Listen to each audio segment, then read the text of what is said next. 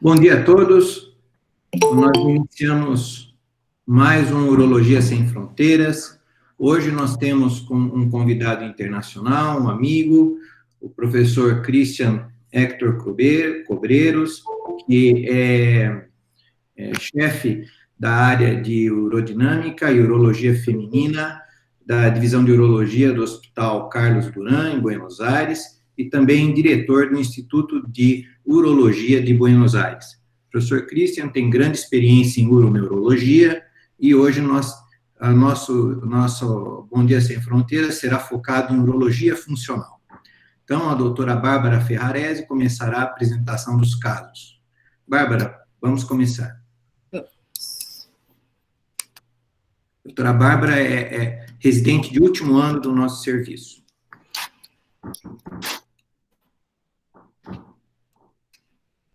Bom, está todo mundo me ouvindo? Está aparecendo a tela?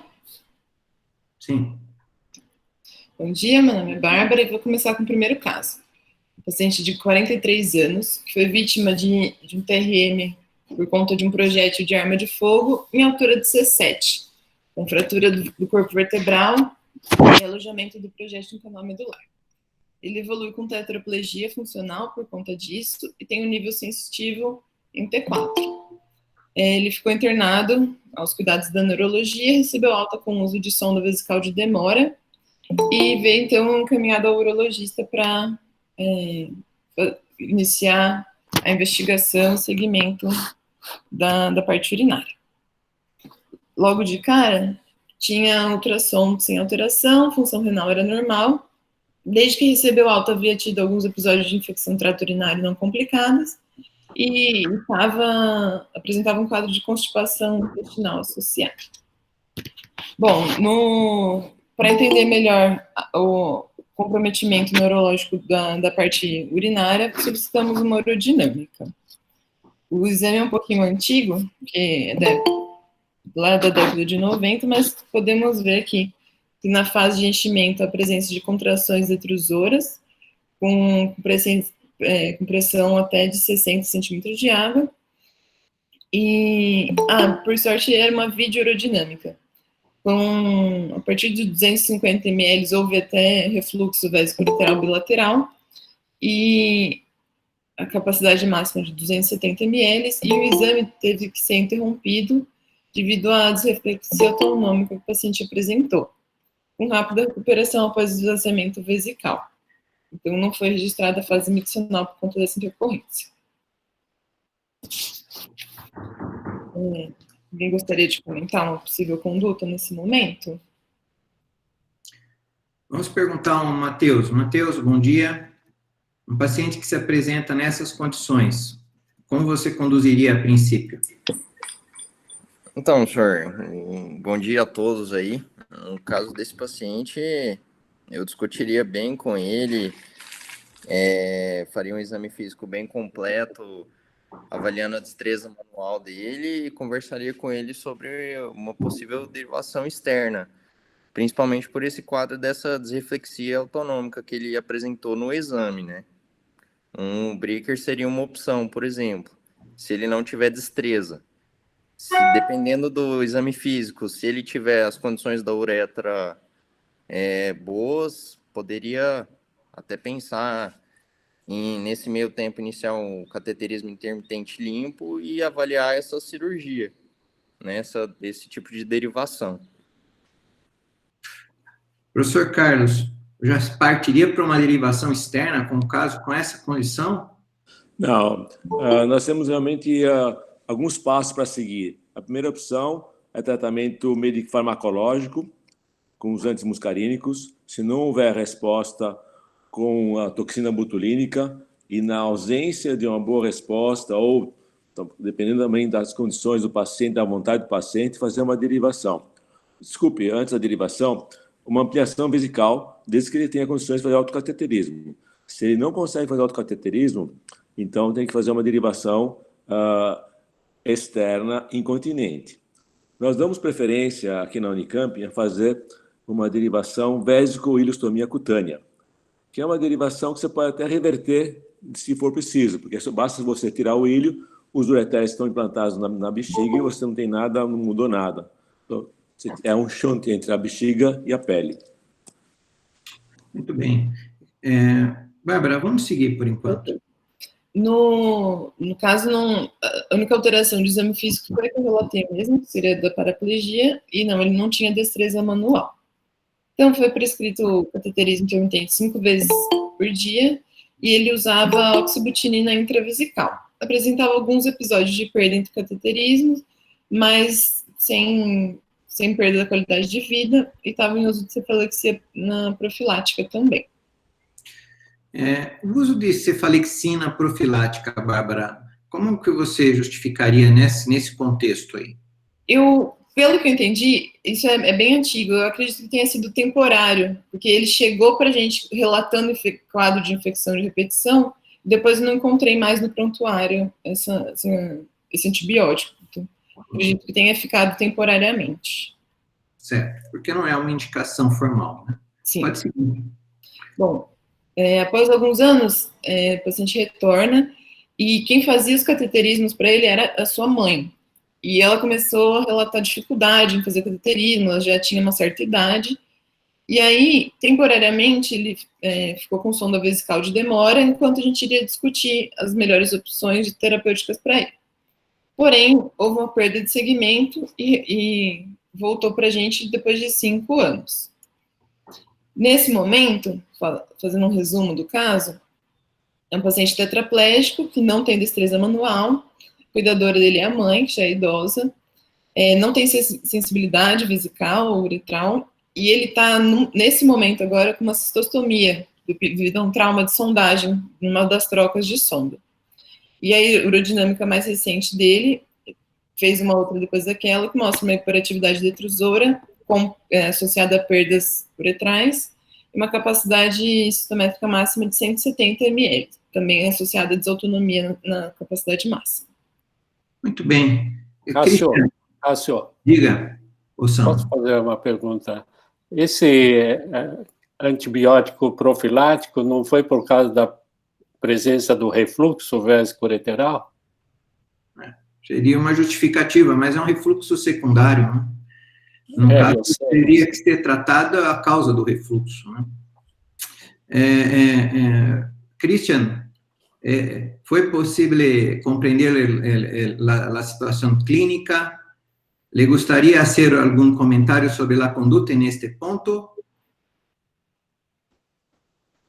La verdad que esta es una realidad que nosotros también vivimos. Puedo entender casi todo, no todo, pero casi todo el caso clínico.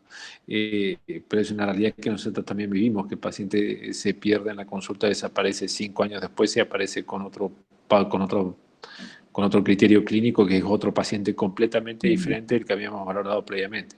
Previamente era un paciente que era dable para un tratamiento medicamentoso y proponerle un sondaje, y ahora es un paciente que directamente eso ya está perimido y va directamente parece, por lo que el criterio se me acaba, directamente a una derivación urinaria externa, ¿no?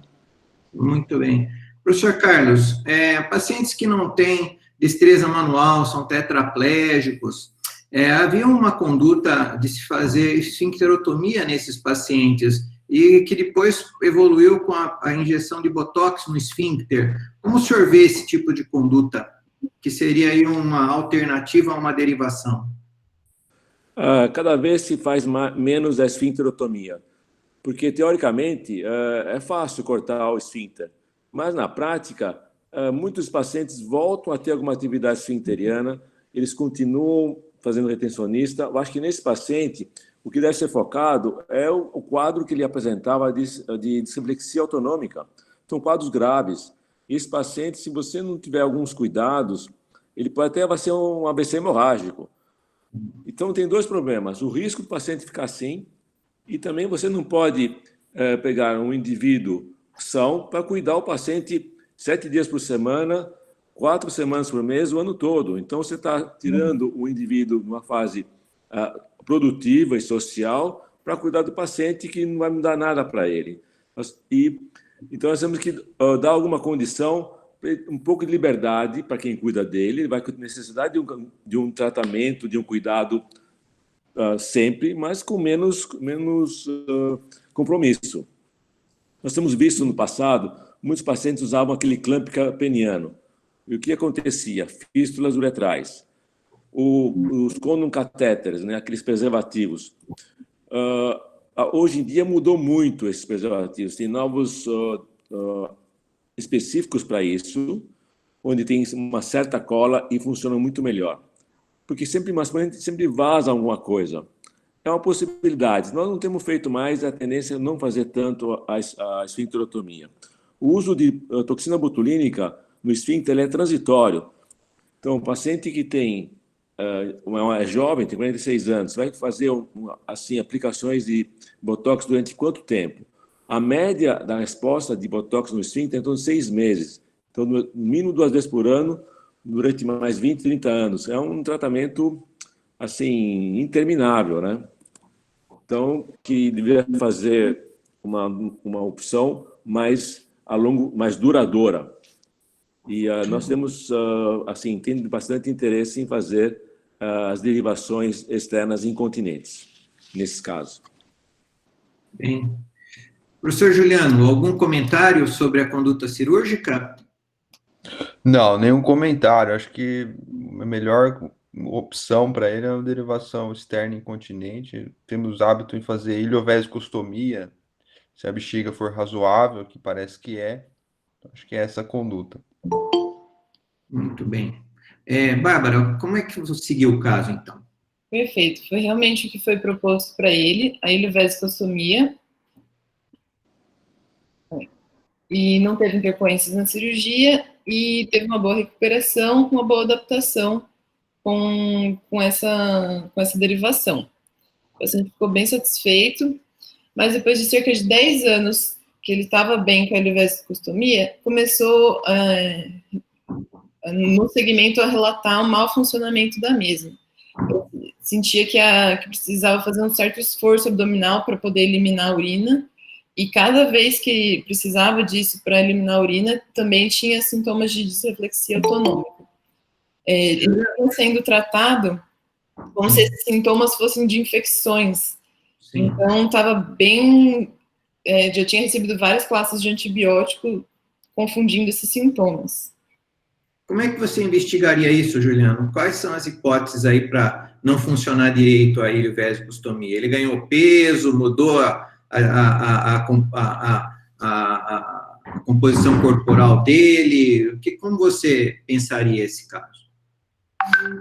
Eu andei vendo bastante sobre isso, não tem uma causa, como o senhor está sugerindo, mas a taxa de reoperação de uma iliovesicostomia é muito alta, tanto que a superioridade dela em relação à cistostomia, que é o que ele já tinha, vem até sendo questionado. Aqui, no caso, esses mecanismos que o senhor comentou, pode ser, ele pode ter engordado um pouco, pode ter o abdômen ficado mais flácido, ter feito um kink lá na área da anastomose entre o ilho e a bexiga, pode ter problemas também, como estenose. E nesse caso aqui, o que chamou a atenção é como vinha sendo tratada essa complicação, que foi considerada por um tempão como infecção e não como um mau funcionamento da iliovesicostomia. Muito bem. Você tem um segmento, Bárbara? Sim. Cássio, eu queria comentar assim, a primeira opção que você tem que pesquisar quando não funciona bem, ou é a estenose do estômago, ou é a estenose entre a anastomose da bexiga com o ilho. O kink do ilho é o menos frequente, mas você tem que afastar as causas de estenose devido à cirurgia. Bárbara, então, como foi? Considerando essa hipótese mesmo de uma estenose do conduto, foi solicitada uma cistografia, mas cujo laudo veio inconclusivo. Eu não tenho as imagens aqui, mas é um relato de saída de contraste para a iliovesicostomia, associado também a um refluxo, mas também não dá para saber com que pressão foi injetado esse contraste, por isso foi solicitado, então, novamente uma videoaerodinâmica, para avaliar se o exame estava um falso normal devido à alta pressão no contraste. Então, o paciente não teve contrações detrusoras da fase de enchimento, e a primeira sensação ele teve aos 90 ml já, seguido de calafrios e saída de urina pela iliovésica. Aqui na imagem dá para ver que ele está com a sonda, uma sonda Foley para ocluir inicialmente o conduto e o transdutor passado por lá. E aí também, nesse momento, na seta verde, tem um refluxo grau 1 apenas, uma capacidade citométrica de 100 ml. Então, tendo em vista esses achados que não confirmaram uma estenose, mas com um quadro clínico muito semelhante, foi feita uma exploração cirúrgica, na qual foi identificada uma estenose puntiforme no segmento de ilho a 6 centímetros da anastomose vésico-ileal. Então, o que foi realizado? Feita uma abertura desde a anastomose até o ponto de estenose e uma sutura ali na cúpula, como um Heineken Miculix modificado. A cirurgia foi sem intercorrências, teve boa recuperação, teve alta com uma Foley no interior da ilho vésico. Porém, quando no ambulatório foi retirada a sonda, voltou a apresentar os mesmos sintomas. E nesse momento, o paciente já, por ter sido submetido a vários procedimentos, nesse momento ele não desejava passar por outra cirurgia. Então ele solicitou para manter a sonda Foley na ilho vésico. Isso foi bem discutido com ele, mas era o que ele preferia nesse momento. Porém, ao longo do segmento, depois de alguns anos, ele começou a queixar de vazamento de urina ao redor da sonda e, frequentemente, havia obstrução dessa sonda por grumos. E também teve piora dos sintomas de disreflexia autonômica, tanto em frequência quanto em intensidade, sempre com melhora após o esvaziamento vesical. Então, ele relatou algumas vezes que a sonda entupia e ele apresentava essa intercorrência. E ficou tão grave que ele já tinha voltou ao nosso consultório, já tinha tido 3 episódios de parada cardiorrespiratória associada a esse quadro. Então, tendo em vista a piora da sintomatologia, ele retorna com o desejo de resolver o problema nesse momento. E aí, não vou jogar, porque acho que todo mundo concorda que, depois de tanto tempo, tantas tentativas, uma cistectomia com derivação urinária Bricker seria uma conduta a se tomar nesse momento. Eu queria fazer um comentário aqui. Ricardo, eu não entendi. A afetada no conduto não era nos pontos de anastomose? Qual é a causa? Qual é a fisiopatologia desse filamento? Então, não sei, doutor, mas foi bem descrito na descrição cirúrgica, tinha um estreitamento.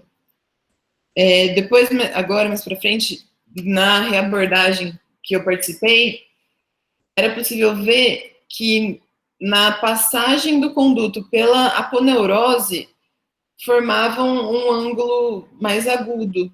Talvez tenha sido isso uma das causas do mau funcionamento dessa ileovasectomia. Pode ter isquemia também, mas parece que é na aponeurose mesmo. Então, aqui na cirurgia, a gente soltou o estômago e dissecou todo o conduto ileal e utilizou esse mesmo conduto para fazer a derivação a Bricker. Então, foi feita a cistectomia e implantados os ureteres nesse conduto ileal, porque é possível ver que ele estava num tamanho adequado para a gente prosseguir com essa abordagem. Caso ele estivesse muito curto ou em mau aspecto, seria necessário pegar um outro segmento de ilho. Bom, o paciente, a cirurgia foi sem intercorrências, teve alta precoce, o paciente apresentou boa recuperação e se encontra bem satisfeito com sua qualidade de vida no momento. E aí, o anátomo patológico da cistectomia, gostaria que o Dr. Attanasio comentasse, por favor. Bom, era de se esperar, né? Cisteite crônica em específica e metaplasia. Professor Attanasio? Está me ouvindo? Estão me ouvindo? Eu acho que ele está falando, mas acho que o microfone está um pouco... Eu acho que o microfone dele está muito baixo. Mas a gente vê aí, é um aspecto de metaplasia escamosa no urotélio, é isso, Bárbara? Isso. Uma cistite crônica inespecífica com áreas de metaplasia escamosa e alguns focos de metaplasia intestinal. Este é o final do caso. Professor Athanasi? Sim, estão me ouvindo agora? Muito baixo, professor. Muito baixo, professor.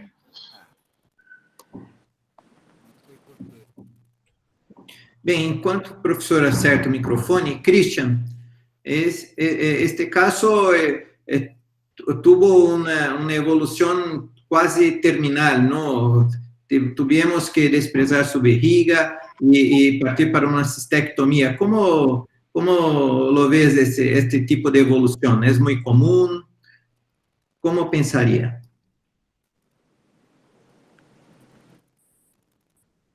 Su micrófono también no está bien.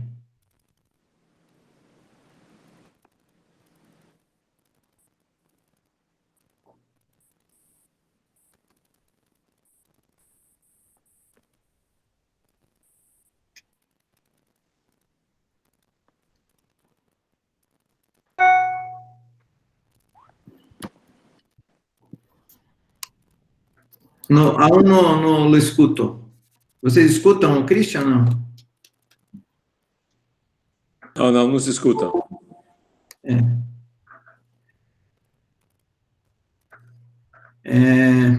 Então, professor Athanasi,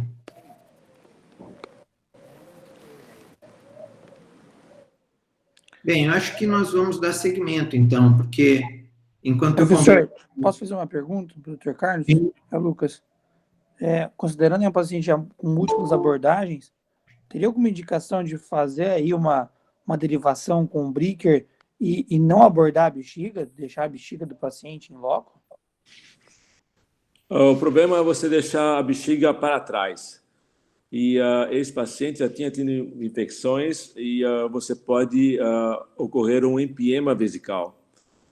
Em torno de 1/3, 30% dos pacientes que deixam a bexiga para trás vai ter problemas. Como esse paciente já teve várias cirurgias, esperar para ver como evolui e se tiver um problema tirar a bexiga, é mais fácil no procedimento já tirar a bexiga. É só uma cistectomia simples, não é uma cistectomia radical, então é muito menos morbidade. E você não corre o risco de ter que voltar para tirar essa bexiga. Então faz uma cirurgia só e resolve. Não é uma obrigação em todos os casos. Nesse caso, devido a múltiplas cirurgias, não queria mais fazer cirurgia nele, resolvemos tirar a bexiga e finalizar e não ter riscos no futuro.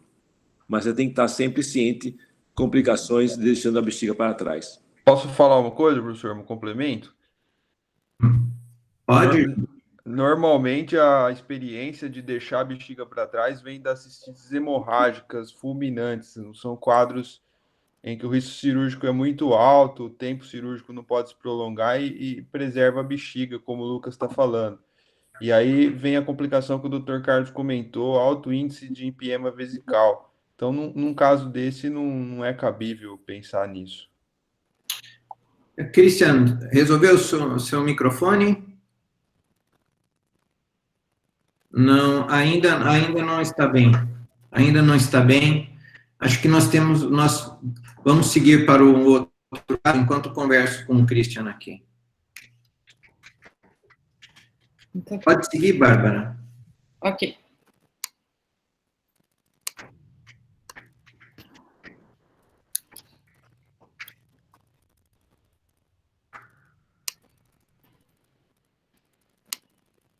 Eu pedi para o Christian reingressar na reunião.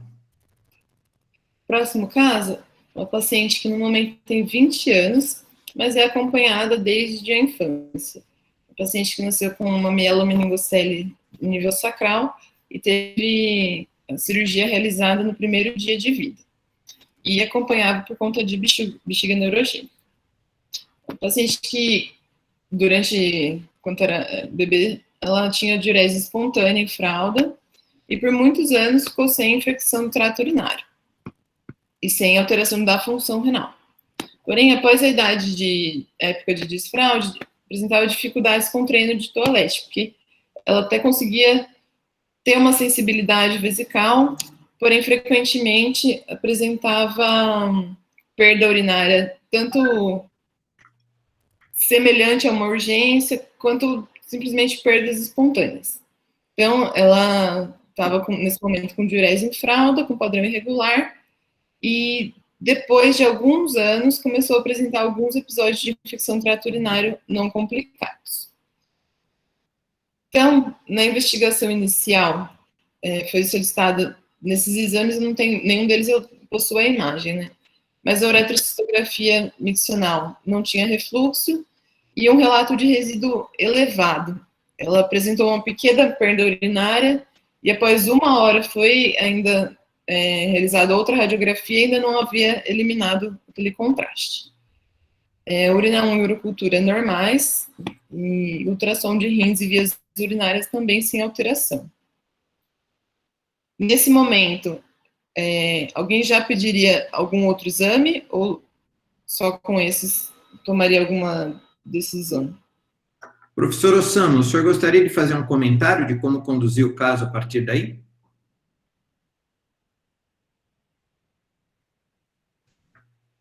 Esse caso, eu acho que a gente tem que partir já para um estudo urodinâmico, né, nesses casos. Tá certo. Muito bem. Então, professor, você faria um estudo urodinâmico. Doutor Juliano, o que você espera encontrar nessa urodinâmica? Espero encontrar hiperatividade, alguma alteração da capacidade. E a grande curiosidade aqui é ver a micção espontânea como né? Se ela ocorre ou não. Muito bem. Siga, Bárbara. Então, foi realizada a urodinâmica. Realmente, o paciente apresentou hiperatividade detrusora a partir dos 90 ml, associada a perdas, uma pressão de perda baixa, uma sensibilidade diminuída no exame, e não houve uma fase miccional. Ela apresentou as perdas durante as contrações detrusoras e depois não urinou mais. Então, ela tem uma bexiga neurogênica considerada de baixo risco, né, porque não tem altas pressões.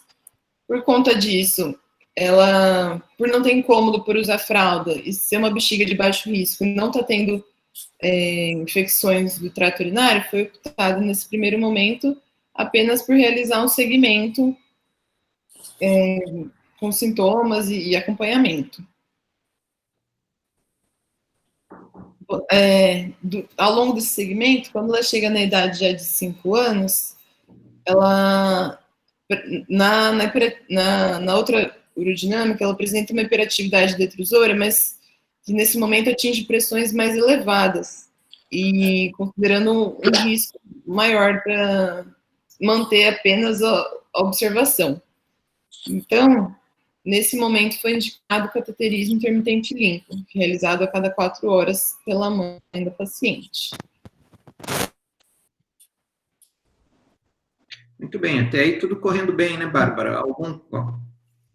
Porém, a paciente foi crescendo e era uma paciente que ela deambulava, tinha uma vida social ativa, e aí ela retorna depois, na idade em torno dos 12 anos, queixando bastante incômodo por ter que usar fralda na escola, porque entre um cateterismo e outro ela apresentava algumas perdas, e aí ela começou a apresentar novamente alguns episódios de infecção do trato urinário, e nos exames de acompanhamento, na uretrocistografia miccional, nesse momento é possível ver um refluxo vésico-ureteral grau 4 do lado esquerdo.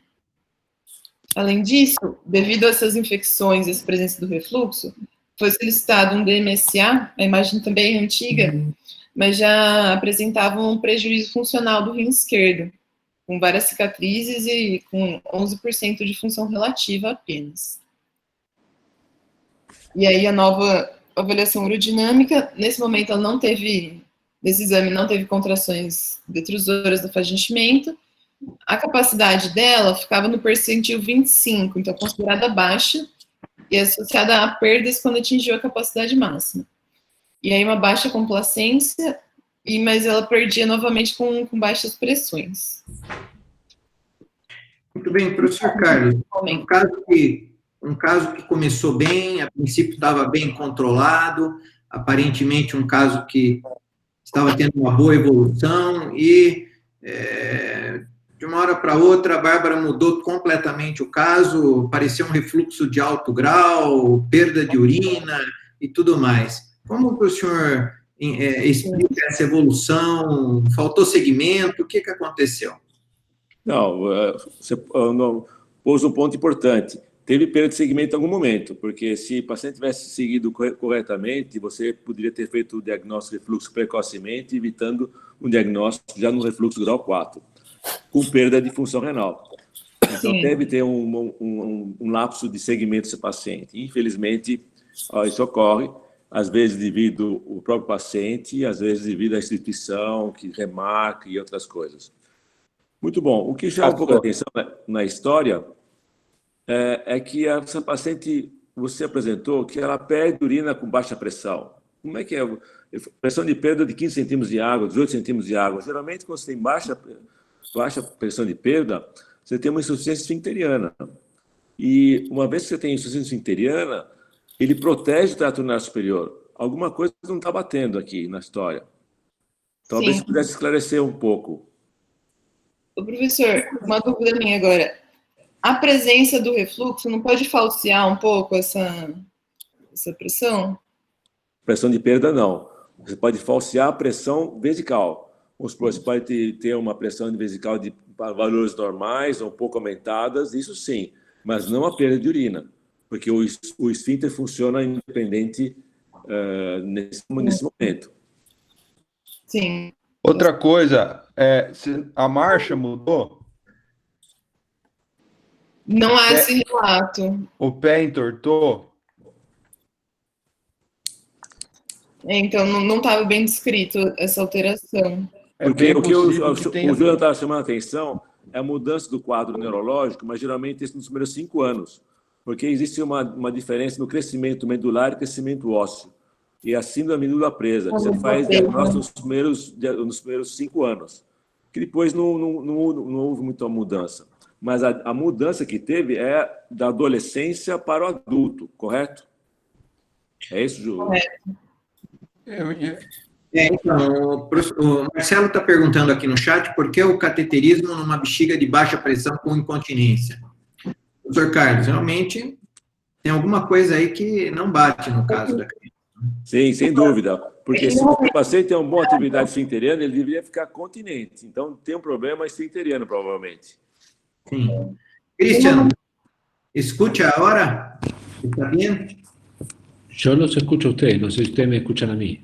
Sí, escuchamos.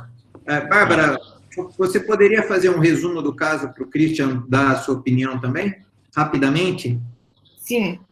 É uma paciente que, no momento, está com 12 anos de idade, tem mielomeningocele, nível sacral, com bexiga neurogênica, e houve uma variação no comportamento da bexiga dessa paciente. Inicialmente, apresentava uma bexiga de baixo risco, no meio da infância, na urodinâmica, parecia que era uma bexiga mais de alto risco, foi prescrito cateterismo intermitente, houve uma certa perda de segmento, agora ela está com 12 anos, com desvio da função renal à esquerda, bexiga hiperativa, e apresentando alguns episódios de infecção no trato urinário.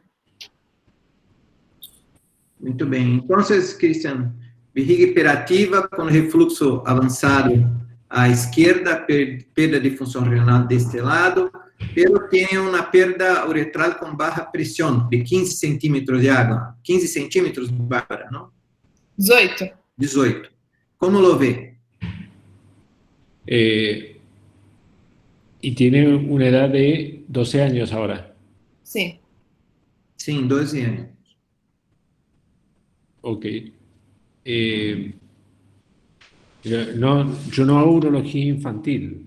O sea, si fuera un adulto, o sea, y el pronóstico de ese reflujo fuera ligeramente más benigno, quizás me plantearía poder relajar un poco la vejiga y continuar en cateterismo. Pero la verdad que la complacencia sí es muy mala, o sea, iría eventualmente hacia una ampliación vesical. Muito bem. E aí faria uma ampliação com o ilho e manteria este rim. haría una ampliación con el intestino y mantendría el riñón con una reimplantación solo de ureter en un adulto. Sí. Muito bem. Bárbara, como foi conduzido o caso? Bom, foi considerada essa exclusão funcional do rim esquerdo. Então, foi feita uma vitrectomia à esquerda e utilizado o ureter para fazer ampliação vesical, né? Uma ureteroscoplastia. Está descrito como uma coloplastia também, não sei se foi utilizado um sling nesse momento ou não, e uma derivação de mitrofenol. A cirurgia foi sem intercorrências, e a paciente passou muitos anos muito bem adaptada, realizando cateterismo intermitente cada 4 horas com infecção urinária. Eis que essa paciente virou adulta e agora ela engravidou. O segmento também está com uma doença renal estágio 2, né, uma creatina em torno de 0,7. Juliano, nós temos que pensar sempre em uropediatria, que a gravidez vai chegar em algum momento. Eu queria que você comentasse a conduta cirúrgica, o emprego do ureter para ampliação, e na sequência também os cuidados aí quando a paciente engravidou, com relação à via de parto e tudo mais. A ampliação, com a história da ampliação, envolve o uso de vários tecidos, envolve o uso do estômago, do cólon, do ureter dilatado, do ilho, e no momento fazemos com o ilho, que consagrou ser o melhor material. A ampliação com ureter eu nunca fiz, sou mais jovem, não tenho essa experiência, mas acho que o Dr. Osama pode comentar até depois, que na época, uns 20 anos atrás, eu acho, eles fizeram alguns casos, e pela literatura, a complacência não é muito boa, né? O reservatório não fica muito bom com o segmento de ureter, não é um tecido muito elástico. Sobre a questão do parto, o maior problema nas ampliações é a lesão do meso, quando se usa segmento ileal, é a lesão do meso na esterotomia. Mas tem um trabalho, né, da Unicamp, se eu não me engano, mostrando que é alto o índice de deslocamento do meso para um dos lados do útero, então, normalmente, a esterotomia vai sem intercorrências. Aqui talvez tenha alguma aderência, né? Não tem meso, mas o segmento de ureter pode estar grudado no útero, então tem que ter esse cuidado na hora de fazer a dissecção do istmo uterino para a incisão. Cássio, eu queria fazer um comentário. Sim, pode fazer. É o seguinte, quem propôs o uso do ureter na ampliação vesical nesses casos é o Churchill. A vantagem do ureter, ele que não tem, é o melhor tecido para substituir a bexiga. Ele não tem nenhuma absorção de eletrólitos, ele não tem produção de muco, mas a dificuldade é o tecido. Então, muitas vezes, você não consegue ter uma boa capacidade vesical, enquanto que quando você usa um segmento intestinal, você tem muito mais volume para aumentar a bexiga. Nesse caso, eu acho que a Bárbara falou que coloplastia foi fechado o colo vesical, porque realmente ela tinha uma insuficiência esfinteriana. Tá? Então, aí, toda vez que você faz qualquer técnica para promover a continência na mulher, e se ela estiver grávida, deve ser evitado o parto via vaginal, porque você pode perder o mecanismo de continência durante o parto. Então, essas são umas indicações. Lógico, vai ter outras indicações próprias da gravidez, muitas pacientes não conseguem ter o trabalho de parto adequado. E nos primeiros casos que nós participamos, junto com a ginecologia, nos primeiros casos que ampliamos e depois tiveram gravidez, a grande preocupação, como é que fica o segmento intestinal? Esse paciente tinha somente o ureter, mas quando tem segmento intestinal, ele não fica na frente do útero, ele fica deslocado para a direita. Então, a cesárea, no fundo, não tem nenhuma dificuldade, não tem nada na frente do útero. O próprio organismo, com o crescimento do útero, ele vai empurrando o ilho para a direita, vai aumentando o meso, não tem ensinamento nenhum, e no fundo não tem dificuldade. Fizemos alguns casos no princípio, depois o pessoal do CAISM foi seguindo os pacientes e não tiveram nenhuma dificuldade mais. Então, nessa paciente, a indicação formal seria a técnica de promover continência, que foi fechamento do colo, que poderia ter alguma lesão no parto vaginal. Muito bem. Esse fechamento do colo não está descrito, né, Bárbara? Mas, basicamente, existe... A coloplastia, né? Como coloplastia. Não, ele está descrito, não está descrito qual técnica foi empregada aí, né? Deixa eu fazer uma pergunta ao Dr. Carlos. Como é que fazia com a vascularização do ureter, professor, nessa ampliação? Você não faz, você tenta preservar a vascularização pélvica, vamos supor, através da bexiga e dos vasos ilíacos. Então, você libera todo o ureter lombar e você não disseca abaixo das vasos ilíacos. Entendi. E você... Pode falar, professor. Não, é isso. A coloplastia, a técnica que era mais conhecida lá nos anos 80 era a técnica de Anguise. Depois veio a técnica de Pitsali. Será que foi utilizada alguma dessas, professor? É isso que o senhor quis dizer, não? Não. Ou fechamento do colo mesmo? Fechamento do colo. Entendi. Agora, o ureter bom é aquele megadólico ureter, aí cria neovascularização, fica um monstro. Esses são, quer dizer, o problema já traz a solução, né? Esses ureteres normais, pouco dilatados, não adianta, não dá, né? Muito bem. Bárbara, você tem o feito do caso? Só vou trazer aqui alguns pontos, né, com relação à gravidez nessas pacientes, que a gente, quando acompanha na infância, a gente nunca pode esquecer que essa paciente pode virar adulta e a sexualidade delas não pode ser esquecida, né? Então, na gestação, pode ter algum risco fetal de disrafismo medular, risco de prolapso uterino, ficar atento com relação ao maior risco de infecção do trato urinário nessa gestação. Algumas questões anatômicas, né, como estiramento do conduto, compressão do pedículo, com dificuldade de cateterização.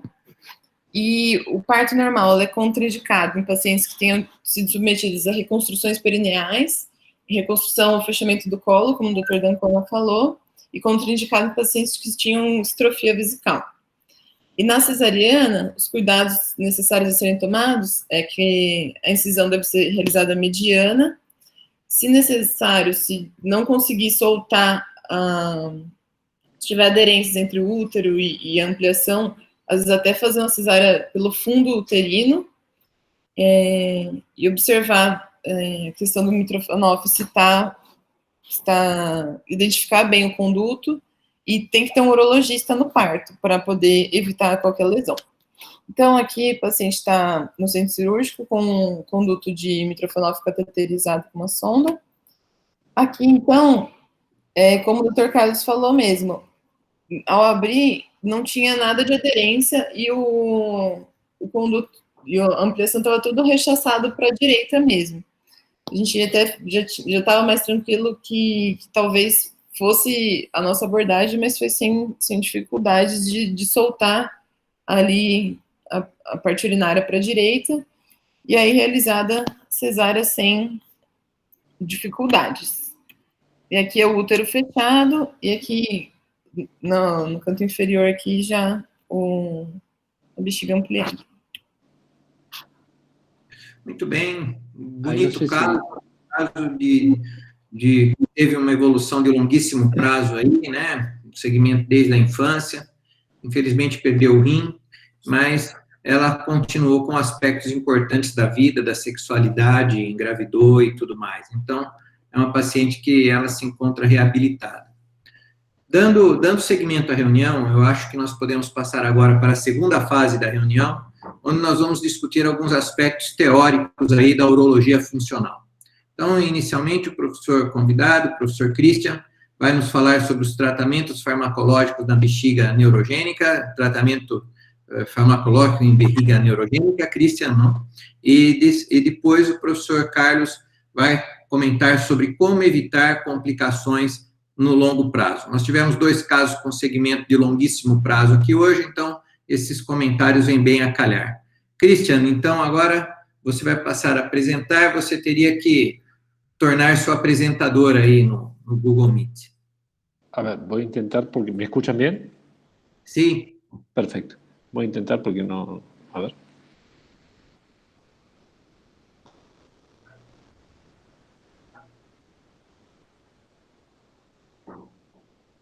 Hay una opción en la base, eso.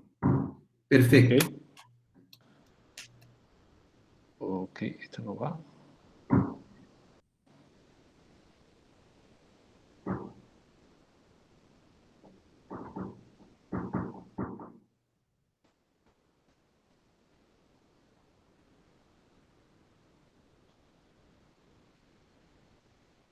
Ahí se ve la presentación.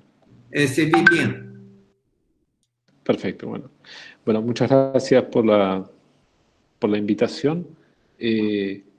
Primero, un último aporte que con respecto al caso clínico que presentaba la doctora, que me pareció excelente, pero o sea, nosotros tenemos el mismo problema cuando nos llaman a nosotros urólogos para los partos y verdaderamente siempre la misma complicación. O sea, colocar en el Mitrofanov, que es el más, digamos, lo que más le preocupa a los ginecólogos, que lesionemos el Mitrofanov, porque muchas veces no tienen otra opción de realizar una corrección del Mitrofanov. Pero cuando abrimos, realmente todo se encuentra desplazado hacia la derecha, como decía bien el doctor Carlos Ancona, el profesor, y no tenemos generalmente inconveniente. Y pocas veces tenemos que hacer una transfúndica, y el problema de la transfúndica justamente es que le compromete otros embarazos posteriores, ¿no? Porque, o sea, va a tener problemas para volver a un segundo embarazo. Entonces, realmente si podemos ir un poco abajo, hacerlo más transcorpóreo, mejor. O transfúndico, ¿no? Que a veces, bueno, es la única opción. Comenzar entonces con el tratamiento farmacológico en vejiga neurogénica. Bueno, este es un caso simple. Habitualmente lo que nosotros vemos es este tipo de presentación, como se ve acá en las guías europeas, en los guidelines europeas, y generalmente es un modificado del trabajo original de Paniker con los típicos esquemas propios de Mother-Bacher, en donde básicamente lo que hablamos sobre vejiga hiperactiva es de acuerdo al tipo de lesión. Sabemos que las lesiones suprapontinas van a manejar con una vejiga hiperactiva, mientras que un detrusor normoactivo, una vejiga hiperactiva y un esfínter hiperactivo, o eventualmente una vejiga hipoactiva con un esfínter hipo o normoactivo. Pero estos son conceptos, digamos, grupales que sirven quizás no tanto para nosotros, para los que somos más especialistas, porque sabemos que las cosas no son tan así. Sabemos que cuando hablamos de tratamientos farmacológicos en vejiga neurogénica, esta vejiga neurogénica como que engloba un montón de enfermedades, como que es una gran bolsa de gatos, y en realidad el paciente de lo que se está quejando es un trastorno del tracto urinario inferior. Entonces, cuando hablamos de un paciente que tiene una vejiga neurogénica, inmediatamente pensamos en que tenemos que tratar a la vejiga, y la pregunta es si tenemos que eventualmente, por ejemplo, si es lo mismo un paciente con una vejiga neurogénica, pero es un hombre de 35 años que tiene una lesión nodular incompleta, o si es una mujer de 85 años con una enfermedad de Parkinson. Obviamente son dos escenarios completamente diferentes. La medicación que inclusive vamos a utilizar por vía oral es completamente diferente, y nosotros tenemos que empezar a cambiar nuestra forma de referirnos a estos pacientes, porque probablemente son pacientes que tienen trastorno del tracto urinario inferior de origen neurológico. Así lo reportó la ICS a través del reporte en terminología para el adulto neurogénico con disfunción del tracto urinario bajo en el ANLUT, y es una buena guía para continuar. Las disfunciones del tracto urinario inferior, básicamente de origen neurológico, sabemos que pueden ser lesiones medulares, pueden ser accidentes cerebrovasculares, malformaciones congénitas, como mielomeningocele, muy frecuente, la espina bífida, de demencia de diferentes tipos, y los cuales van a tener diferentes características de acuerdo al tipo de demencia y el tipo de pronóstico y evolución.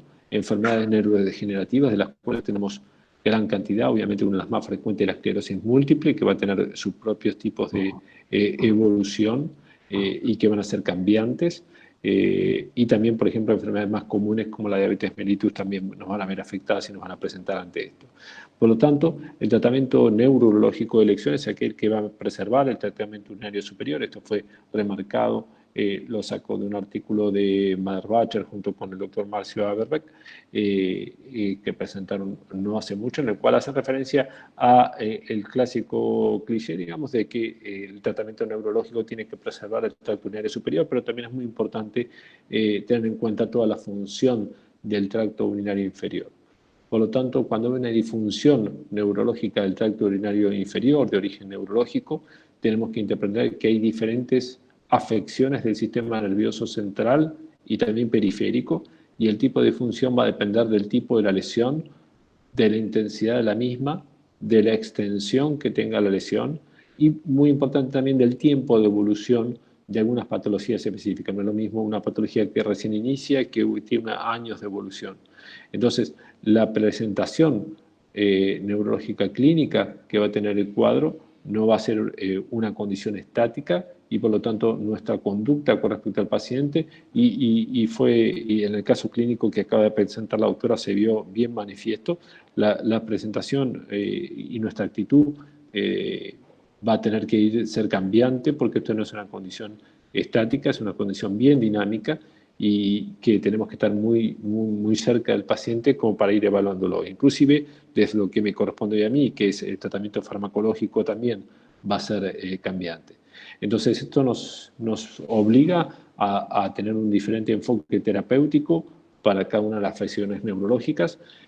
Hay que tener un tratamiento que va a ser diferente en hombres y en mujeres, y el tratamiento que originalmente fue diseñado para el tratamiento de lo que es la vejiga hiperactiva y no para la vejiga neurogénica, también aplica para la vejiga neurogénica hiperactiva, que es el Taylor Treatment, que es ese tratamiento diseñado a medida, porque tiene que ver si el paciente, como se veía muy bien en el caso clínico, si tenía habilidad manual, si tiene capacidad para desempeñarse per se, si están dadas ciertas condiciones sociales, culturales y económicas que para que él se pueda desarrollar. Lo veíamos recién en el caso clínico, un paciente que reingresa posterior, después de 5 años de no seguimiento y ya con litiasis en la vejiga, con una vejiga verdaderamente que ya está lesionada, que directamente va a tener que ir a una derivación urinaria externa no continente, dada la falta de seguimiento y de un buen control. Y por supuesto los riesgos específicos que tenga cada paciente en particular. Por lo tanto, si bien esta presentación trata un poco sobre el tratamiento farmacológico en estos pacientes, en esta subpoblación que nosotros tenemos, las causas más importantes de incontinencia urinaria, que es una de nuestras premisas, o sea, tratar de preservar el tracto urinario superior, tratar de preservar la función del tracto urinario inferior para que el paciente pueda tener una buena calidad de vida, y dentro de esa buena calidad de vida significa mantenerlo seco. Sabemos perfectamente que la característica principal del tracto urinario inferior cuando se ve afectado por una causa neurológica es el detrusor neurogénico hiperactivo o eventualmente una incompetencia uretral que lo mantiene al paciente mojado y por eso es nuestra máxima preocupación. Entonces, volvemos siempre a lo mismo, o sea, ¿cuál es el objetivo común en estos casos? Disminuir las presiones de la fase de llenado, poder aumentar nuestra capacidad vesical y procurar un vaciado vesical normal con un residuo postmiccional que sea mínimo o nulo, y sobre todo en las fases más leves de la fase del detrusor neurogénico. Esto lo podemos llegar a lograr con medicación farmacológica. Después quizás el doctor D'Ancona nos va a hablar un poquito sobre las complicaciones de cuando esto no es posible o no es dable poder continuar con medicación farmacológica, con medios de esta índole, y tenemos que ir a tratamientos más agresivos. Ahora, cuando hablamos de las disminuciones de las presiones en la fase de llenado, sabemos que básicamente habría que definir un valor, es decir, cuál es el valor que nosotros tenemos que tener como parámetro, y lo que describieron hoy en día sigue vigente, aquello que escribió Wang con Maguire casi en el año 2000, que los pacientes con mielodisplasia, esto es un grupo de pacientes que fue estudiado, el de True Liquid Pressure, o sea, menor de 40 centímetros de agua, era lo mejor aceptado como para tener una buena fase de llenado, y sabemos que pacientes que, así lo describió el artículo, pacientes mayores 40 centímetros de agua de presión del liquid pressure iban a un 80% alteraciones del tracto urinario superior, mientras que cuando manteníamos las presiones por debajo de 40, solo el 10% de esos pacientes cursaban con alteraciones morfológicas del tracto urinario superior, que era lo que en ese momento se describía cuando se estudió a estos pacientes mielodisplásicos.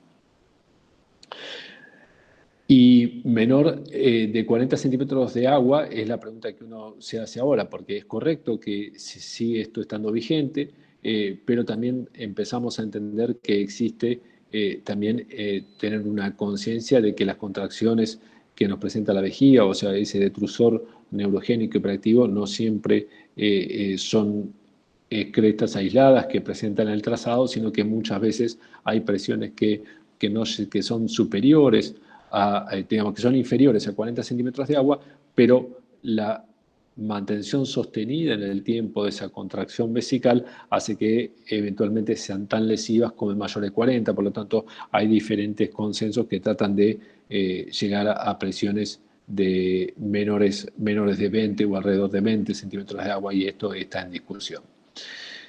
Con respecto a las drogas que tenemos disponibles, todos son especialistas, todos, o sea, son profesionales, todos son profesores, o sea, yo no voy a intercurrir demasiado en esto, pero sabemos perfectamente que tenemos antimuscarínicos, básicamente las drogas disponibles que tenemos son estas, todos sabemos los receptores muscarínicos que tenemos, son eficaces, tienen muchos eventos adversos, estas son drogas obviamente de primera línea, los agonistas beta-3 relajan el detrusor, son eficaces, tienen menos eventos adversos que los antimuscarínicos.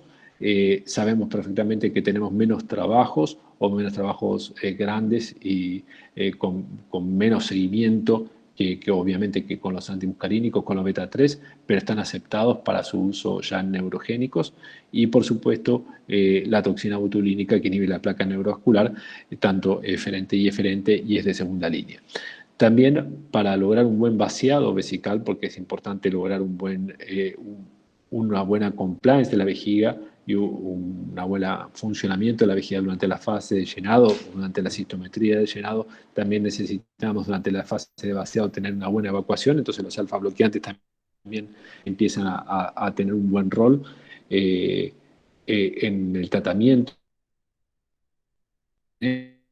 tenemos que utilizar en estos pacientes, pero no está muy claro todo, por ejemplo, los inhibidores de la 5-fosfodiesterasa o cuál es el rol en estos pacientes, que ya está muy claro cuál es el rol de estos pacientes en los pacientes con alteraciones del tracto urinario inferior, y está empezando a utilizar en pacientes con vejiga hiperactiva, pero todavía en vejiga neurogénica no está muy claro. Entonces, podemos llegar a pasarnos 4 o 5 horas tratando de estudiar esta placa que yo he preparado. Les voy a ahorrar el trabajo, creo que no es necesario, pero estos son todos los trabajos que para cada uno de los antimuscarínicos se han presentado con cierta validez y que son aceptados, que son los estudios clínicos básicamente contra placebo, que los que me han demostrado es que la oxybutirina, el cloruro de tropio, nosotros no tenemos propiberina, lo que hacen básicamente es aumentar un 30-40% la capacidad citométrica y disminuirme un 30 o un 40% la presión máxima del detrusor, es decir, la PEDET. Con lo cual lo que logro es tener una mayor capacidad a menor presión vesical. ¿Cuáles son los sesgos de la mayoría de estos pacientes? Porque estos trabajos tienen un sesgo que generalmente fueron todos trabajos en mediciones hechas en forma urodinámica, prácticamente exclusiva, es decir, son estudios prácticamente de laboratorio, donde tenemos pacientes básicamente urodinámicos, mientras que otros parámetros no fueron utilizados para la realización de este estudio, y sería muy interesante que sean incluidos en nuevos protocolos, como el tiempo entre cada cateterismo o estudios a largo plazo, donde tenemos muchos pacientes, porque la realidad es que tenemos muchos pacientes que están durante décadas en tratamiento con antimuscarínicos, sin embargo los estudios generalmente no son de tan alto plazo. Por otro lado, es muy importante tener en cuenta que cuando hablamos de un paciente con vejiga neurogénica, tenemos que tener en cuenta que la mayoría de nuestra población haciendo esta especialidad o esta subespecialidad son pacientes ancianos. Y estos agentes antimuscarínicos, uno de sus grandes problemas, justamente como todos sabemos, es atravesar barrera hematoencefálica en mayor o menor grado, de acuerdo si son los antimuscarínicos más modernos o menos modernos, pero todos provocan alteraciones cognitivas. Entonces tengo que tener, bueno, verdaderamente pensar cuánto voy a alterar verdaderamente el cuadro cognitivo de este paciente en función de la mejoría del tracto urinario inferior.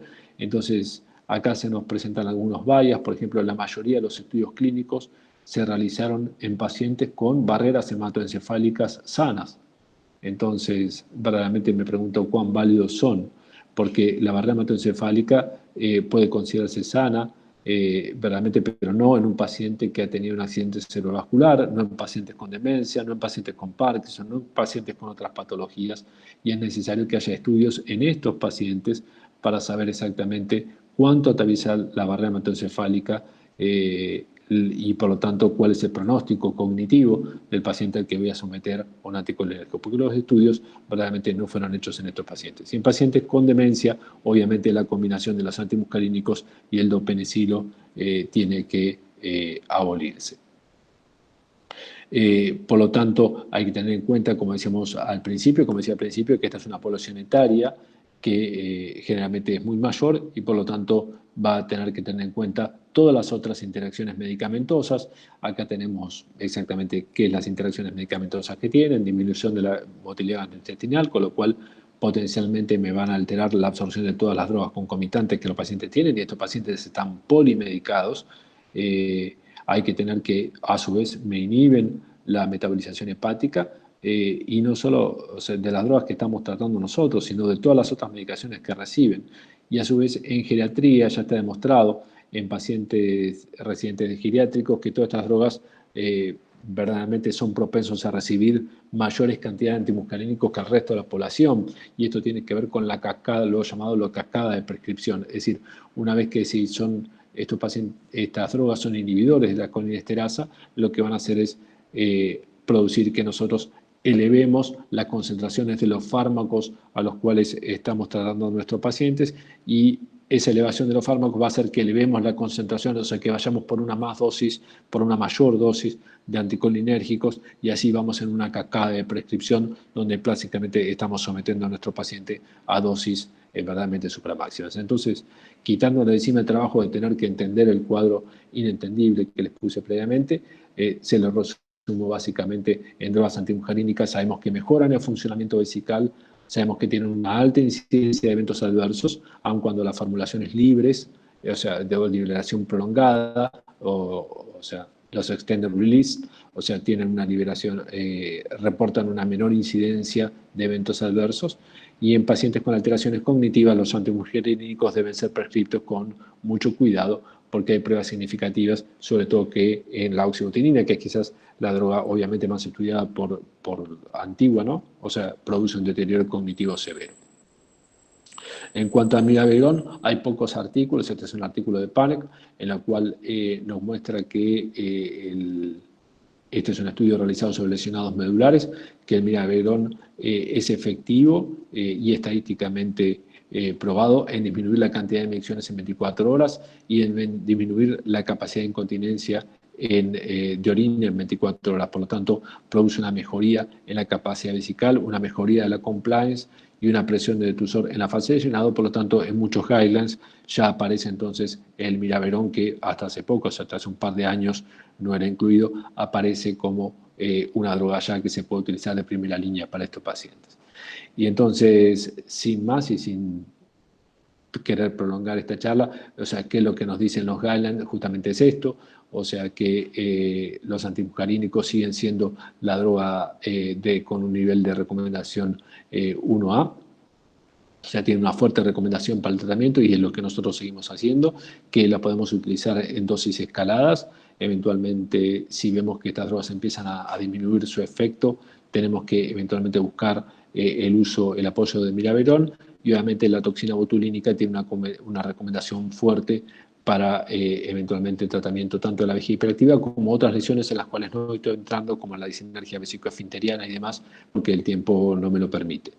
Esto es la guía europea y esto es lo que dice la guía canadiense, que digamos son las dos guías más nuevas, una es 2018, otra 2019, las otras guías están un poquito más desactualizadas, pero lo mismo dicen las recomendaciones de Canadá con respecto a las drogas antimuscarínicas. Lo que hay que utilizar es como de primera línea dosis basales y después ir en dosis de escalamiento para lograr la continencia. Refiere que existe, ellos los ponen como nivel de evidencia de grado 4, una recomendación grado C para el mirabegrón, no así lo hace la guía europea. Y, por supuesto, la onatoxina botulínica tipo A recomienda la utilización de 200 unidades. Esto ya viene de hace tiempo, que nosotros previamente utilizamos dosis de 300 o inclusive hasta 400 unidades. Hoy en día ya está probado que 200 unidades son mucho más que efectivas o son igual de efectivas, disminuyendo la probabilidad de otro tipo de riesgos adversos. El punto para discutir eventualmente qué significa la palabra refractario, a mí no me queda muy claro exactamente y las guías no me lo ponen tampoco muy en claro en qué momento yo tengo que saltar de un tratamiento al otro. La mayoría me dicen que cuando la droga es refractaria en 3 meses, entonces me tendría que mover a drogas de segunda línea, pero estas drogas de primera y segunda línea, según los guidelines, como vemos, no están tan bien marcadas. Y por otro lado, entonces creo que requerimos de que una cierta consistencia en la literatura con respecto a qué es la palabra refractario o eventualmente cuándo saltar de un tratamiento al otro. Muchísimas gracias, Casio, y al profesor Ancona, eternamente agradecido. Muchas gracias por permitirme estar con ustedes. Muchas gracias, Christian. Então, dando continuidade, nós vamos passar a palavra ao professor Carlos Ancona, que vai falar agora dos casos mais avançados, das complicações a longo prazo. Como evitá-las? Professor Carlos, o senhor pode assumir a apresentação. Sim. Apareceu a imagem? Sim. Agora o senhor... Ok. Bom dia a todos, novamente. Vou falar sobre... Agora sumiu. Agora? Não, agora é o Carlos Ancona que está aparecendo. Mas apareceu a minha imagem? Não apareceu a apresentação ainda. Não apresentou? Não apareceu sua apresentação ainda. Ok. Compartilhe a tela. Sim, estou compartilhando.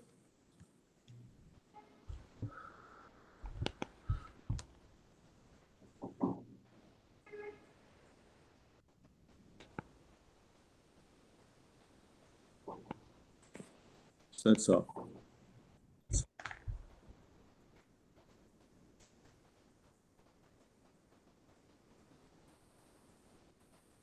Apareceu agora? Sim. Sim. Perfeito. A tela toda apareceu? Sim. Ou saiu? Peguei.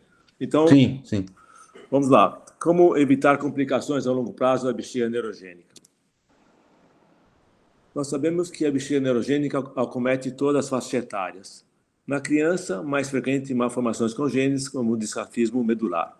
No adulto jovem, trauma raquimedular. E no idoso, enfermidades neurológicas. Eu vou focar somente em trauma raquimedular.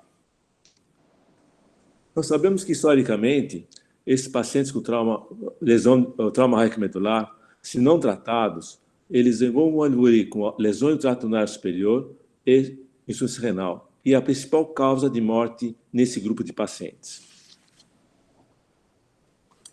Como evitar complicações? Iniciar com tratamento precoce da bexiga neurogênica, manter a bexiga de baixa pressão, promover uma boa drenagem vesical e fazer acompanhamento a longo prazo. Vamos ver cada um desses itens, como nós podemos abordar e tratar o paciente. Se nós não fizermos nada no começo do paciente, no começo da lesão, tratando o paciente, nós vamos ter esse caso. uma bexiga em árvore natal, um refluxo vasoureteral e uma dilatação ureteral. O paciente vai estar com incontinência urinária, infecção do trato urinário de repetição, refluxo, provavelmente um cálculo ou mesmo insuficiência renal. Então, isso nós devemos evitar. Essa é a história natural. Então, o que nós precisamos fazer? Inicialmente, drenar essa bexiga através do catéter de Foley, um cateterismo vesical de permanência, ou de preferência o cateterismo intermitente limpo. Por quê? O cateterismo intermitente limpo causa menos infecção urinária e possibilita ciclar a bexiga, enche e esvazia. E com isso nós podemos, inclusive, detectar precocemente a saída da fase de choque medular, quando o paciente começa a ter uma sensação ou mesmo perda de urina. Nós vamos sempre fazer uma avaliação dinâmica, porque isso vai classificar o tipo de disfunção neurogênica da bexiga. Nós podemos ter 5 tipos principais: baixa complacência vesical, dissinergia detrusor esfincteriana, hiperatividade neurogênica do detrusor, hipoatividade neurogênica do detrusor e insuficiência esfincteriana. A insuficiência esfincteriana ele protege o trato urinário, porque a pressão na bexiga é baixa, nada acontece. Enquanto que o principal risco de lesão do trato urinário superior é a baixa complacência, seguida da dissinergia detrusor esfincteriana. Como indicar essa seta? Segundo item, como nós manter a bexiga de baixa pressão? O professor Christian já falou sobre tratamento farmacológico. Vou apresentar um pouco sobre toxina botulínica e ampliação vesical. A toxina botulínica é um dos venenos mais poderosos que nós temos no mundo.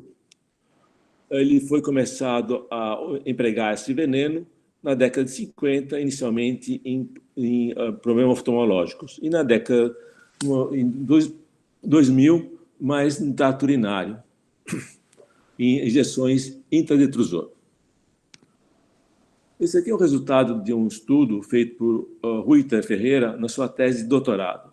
Ele comparou a oxibutinina com a toxina botulínica em pacientes com lesão raquimedular.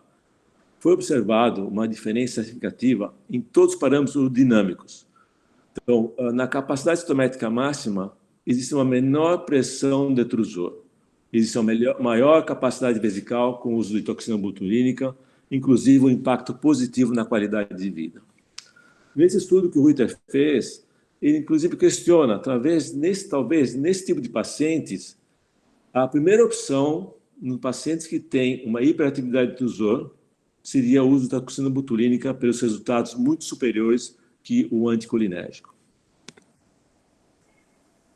O uso da toxina botulínica, ele decaiu muito a indicação na ampliação vesical. Então, isso é desuso? Seriamente, não. Nós estamos voltando, talvez, a indicar mais a ampliação vesical. Primeiro porque será um método definitivo, você não precisa ficar aplicando toda hora. Esses pacientes são pacientes jovens, que vão viver muitos anos. Por quanto tempo eles vão fazer essas aplicações? Eu sei que na literatura a gente tem estudos que mostram que a toxina é eficaz até por mais 10 anos. Talvez daqui a 20, 30 anos a gente vai ter um limite do tratamento da toxina. Mas vamos ver um pouquinho sobre ampliação vesical. Esse esquema aqui relata uma revisão sistemática. Não existe uma padronização de ampliação vesical. Então, esse trabalho, ele selecionou 2.264 trabalhos, dos quais selecionou somente 20 que tinham alguma correlação. O que ele observou nesses 20 trabalhos? Ele comparou pré e pós-operatório. A pressão média da bexiga, pressão do detrusor na capacidade citométrica máxima, pré-operatório, era de 65 centímetros de água. Após a ampliação vesical, ela caiu para média 19 centímetros de água. Observamos a grande melhora que você promove na bexiga. 77 pacientes tinham hiperatividade detrusor neurogênica. No pós-operatório, 18% ainda mantinham alguma contração do detrusor. De 225 pacientes incontinentes, a cirurgia promoveu 86% de continência completa e 30% uma continência parcial. Quanto a complicações, as complicações foram 1,9% de perfuração do reservatório. É uma complicação grave, porque esses pacientes, como não têm sensibilidade, provavelmente, geralmente, se procuram para o socorro já numa fase toxêmica, eles não têm dor de peritonite. Então, é diagnóstico tardio. Quanto ao cálculo, em torno de 4% de cálculo vesical ou trato renal superior. Por outro lado, a ampliação vesical também pode trazer alterações metabólicas. Todo mundo fala sobre isso, mas qual a incidência? A incidência nesse grupo de 239 pacientes, somente 3,5% tiveram alterações metabólicas. As alterações devido à perda da função renal em muitos desses pacientes. Bom, nós temos que promover uma boa drenagem vesical. E aqui temos vários métodos de esvaziar a bexiga. O catéter vesical de Foley, nós sabemos que não é um bom método, porque isso leva à infecção, e a infecção com o corpo estranho leva à formação de cálculo. O cateterismo intermitente limpo foi uma grande mudança no tratamento desses pacientes, porque possibilita o paciente ser as suas atividades laborais e sociais. Paciente que não tem um acesso uretral, você pode fazer uma derivação urinária continente. Pacientes que não têm a destreza manual, uma derivação urinária incontinente. E ainda alguns países fazem SARS, que é a estimulação da raiz sacra anterior, que é o antigo estímulo de Brindley. Hoje em dia, poucos centros fazem. Fazem muito na Espanha e na Colômbia. Por que decaiu muito o uso desse método? Apesar de ser muito interessante, porque através de um controle externo, o paciente ele esvazia a bexiga. Ele diminuiu porque você tem que cortar as raízes posteriores, raízes sacras posteriores. E o paciente, em trauma raquimedular, ele está sempre esperando uma novidade para poder fazer reconexões das lesões neurológicas. Através de células totipotentes, eles estão esperando isso. Então, eles são um pouco reticentes em fazer qualquer cirurgia que você vai lesar, cortar algum nervo. Bom, você já fez o tratamento do paciente, uso de medicamentos, ampliar cirurgias, o paciente está estável. Ele está continente, está esvaziando a bexiga e está com infecções controladas. Pacientes com trauma raquimedular é difícil falar que ele não está com infecção nunca. Se ele faz cateterismo intermitente, ele tem geralmente uma bacteriúria assintomática. Mas como é que nós vamos fazer o acompanhamento desse paciente? Esse acompanhamento tem que ser sempre anual. Deve ser feito o exame de urina, avaliação da função renal, ultrassom. Cuidados. Esses pacientes têm tendência à obesidade, hipertensão arterial sistêmica, diabetes mellitus, dislipidemia. E isso vai dificultar muito a mudança de posição do paciente. O paciente tem que sair da cadeira de rodas para a cama, ele tem que ir para o carro, e se ele está sobrepeso, vai ter muita dificuldade. Mas agora a pergunta que não está resolvida é qual a periodicidade de fazer urodinâmica. Se o paciente está bem incontinente, por que vai fazer avaliação urodinâmica? Vamos ver um pouquinho esses itens. Infecção urinária. A infecção urinária no paciente com lesão raquimedular é um problema grave, porque ele pode agravar os sintomas autonômicos de espasticidade, disreflexia, ou mesmo neuropática. Pode levar a dor e, muitas vezes, os pacientes têm que ser hospitalizados. Isso causa afastamento do trabalho, atividades sociais e perda da receita financeira. Em pacientes não neurogênicos, nós consideramos infecções urinárias de repetição mais que 3 por ano.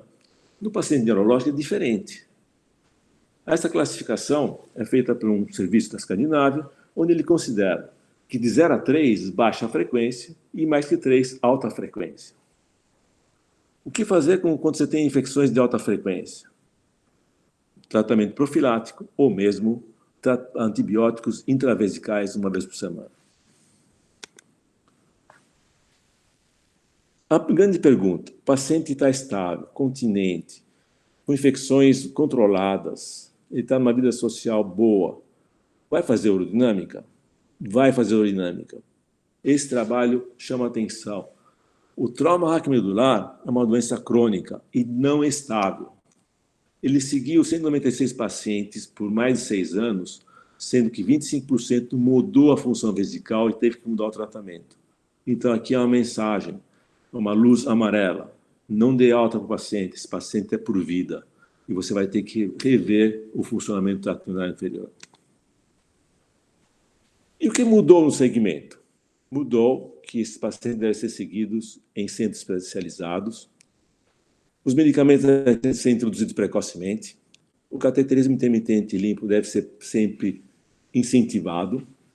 O uso de antibióticos quando necessário. Usar tratamentos que promovem a diminuição da pressão vesical e compreensão da neurofisiologia do trato urinário inferior. O que possibilitou todo esse investimento? Possibilitou o seguinte, que a longevidade desse tipo de pacientes está próxima à população em geral e que a principal causa mortes mudou de insuficiência renal para morte por lesões cardiovasculares ou metabólicas. Então, vamos mudança de paradigmas. E, finalmente, diante do paciente com trauma raquimedular, nós temos que ter um plano de tratamento. Essa é uma equipe multidisciplinar, nós temos que ter uma estratégia para tratar a parte médica e também ver o que o paciente aceita no tratamento. Então, é um tratamento combinado que o paciente vai aceitar e fazer e o que você vai propor. Ok, muito obrigado. Passo para você a palavra para você, Cássio. Sim. Muito bem, obrigado, então, professor Carlos, pela apresentação. Nós temos ainda espaço para uma pergunta aqui na nossa sessão. Alguém tem uma pergunta? Eu tenho, professor. Pergunta para o Dr. Christian. Professor Christian, qual é a sua experiência com solifenacina ou darifenacina em ninhos? A que idade usas?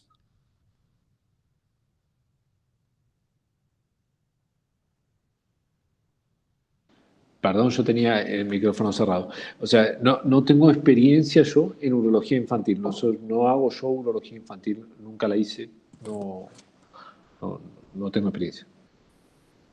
Muito bem. Doutor Carlos, o senhor tem alguma experiência em crianças com solifenacina e darifenacina?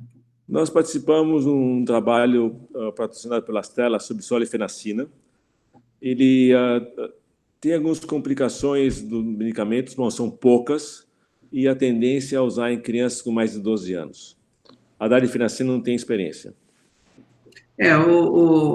Nós vemos aí uma entrada da mirabegrona também, nesse nicho de pacientes com disfunção vesical neurogênica, mas esses pacientes têm a questão da desautonomia, e a mirabegrona, ela tem esse viés de alguma forma, favorecer um aumento do ritmo cardíaco e tudo mais.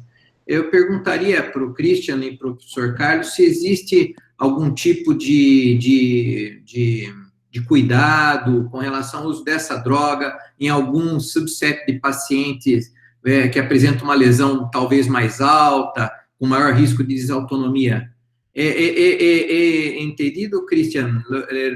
Algum cuidado com la mirabegrona en algún subgrupo de paciente neurogénico? Sí, yo hoy por día, o sea, no estoy tratando demasiados pacientes con mirabegrona, o sea, en pacientes neurogénicos. La mayoría, o sea, los reservo y tengo 2 o 3 pacientes, de una gran cantidad de pacientes neurogénicos, pero la verdad es que no he ingresado todavía en el mundo del mirabegrón para los neurogénicos. Tenemos todavía verdaderamente los anticolinérgicos andan muy bien y después hay un paso que obviamente que la toxina botulínica me permite un salto gigante en la mayoría de los pacientes que después pueden realizar un cateterismo limpio intermitente.